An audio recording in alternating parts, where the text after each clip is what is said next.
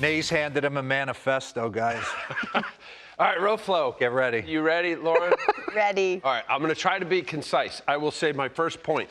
This is great for me to see when you have a guy, a first rounder, in Emerson Hancock, 6th overall in 2020, the COVID draft. And he's made significant adjustments based on two things in this particular thing. He dropped his arm. Usually you do it for two reasons. You're not as effective and you got to get more movement. So you drop your arm a little bit, you get some arm side action if you can get some depth on your horizontal breaking ball. And the other thing is injury. I was going to say, if you're adjusting your arm, could that lead to injury as opposed to take pressure off? I always wondered. But here, put your arm up real quick. So the acromion and your humerus. It hurts just to hold my arm. Okay, like this. so the point, we were tall and downhill and all that. So if there's not much space here, which he's had some shoulder tissue, he's dropped a little bit. And you're seeing a lot of it. You're seeing it with Skeens now. A lot of that. When I came up, I was taught to be a Ferris wheel as opposed to a carousel. Stay away from this because you're flat. It doesn't apply certainly to Emerson Hancock. So let me get into it. My point is mostly going to be, folks, it's about his arm angle. But here, let's go right front and center here. This is what he did as a major leaguer from 23 to 25. You see the 4.8. He's cut his ERA essentially in half. He's pitching lights out. It has been fun to watch. Every single metric is saying, wow, what a difference. I mean, the 25.1% strikeout rate is it's elite. You see the 215 batting average against. All right, so who is he? What is he? I mean, here's a guy that has figured out, I'm going to drop my arm slot. I am coming at hitters, and I'm saying you can't hit me, which, by the way, every pitcher should think that. You get on the mound, I don't care if you're throwing 93 or 103, you should feel that way. Here it is right here, the largest increase in strikeout percentage. You see the guys on that list, but this is crazy plus. You say, well, why? How's that happen? Is he throwing harder? Did he come up with another pitch? No, it's about his action of where he comes out of that slot. Certainly, Jacob Mizorowski, I mean, he's been unbelievable, 103 miles an hour and crazy stuff. But I wanted to show that discernible difference there. So what is it? All right, so he's got an elevated high fastball, which is important for me to show this because when hitting coaches and scouting reports, they're going to say one of two things. Hey, he's got the sinker and he's got this sweep and breaking ball, so you got to look down. So that fact that he's been able to consistently make those high pitches, especially with two strikes, has been a difference also. But right here, you see the highest run value. These are based on all metrics, guys. But I love this list because look at the guys on this list.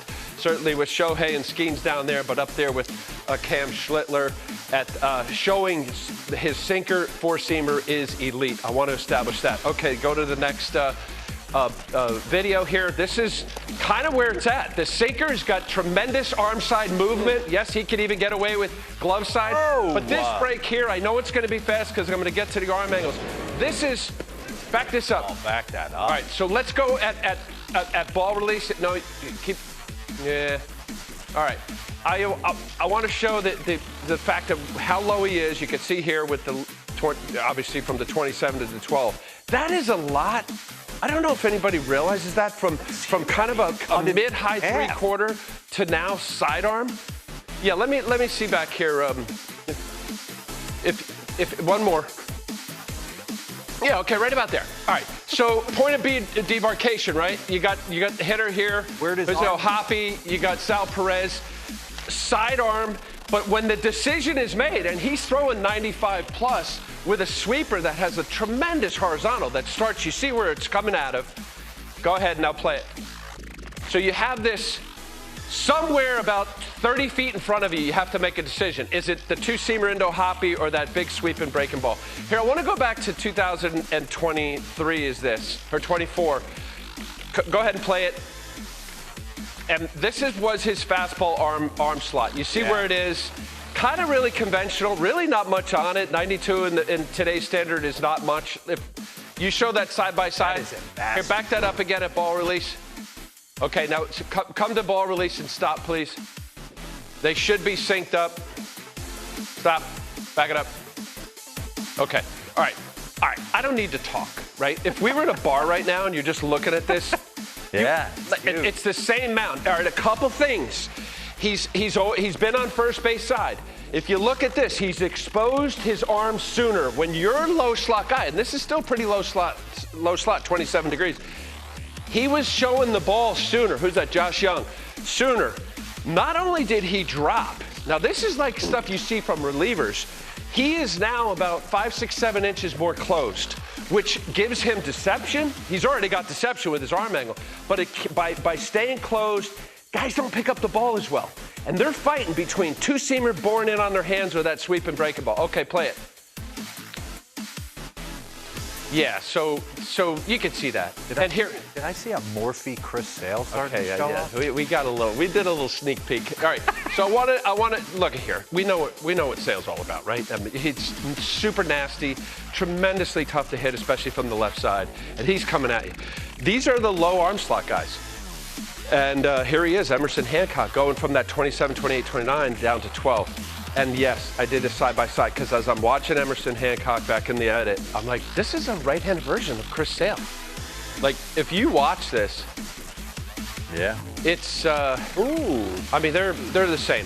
And look, anytime you make adjustments, and I'm really happy for Emerson Hancock because when you're a high draft pick, there's a lot that goes with it. But just to tell you in the 2020 draft, play this, please. Again, another side shot from the third base camera well. Stop, mostly at release point, if you would. Foot contact, is he in a good spot? No. If you go back to just when he lands. And stop. Now. Yeah. He's close. But I'll click. Boom. Yeah. One more click forward. There you go. Yeah. Keep the arm up. If you're late, all the onus goes on the arm, but he's figured out the whippy carousel throw. All right, so go ahead. But here, mostly what I'm happy about is that you have to make some adjustment if you're getting benign, mediocre results. And he did it, and to his credit.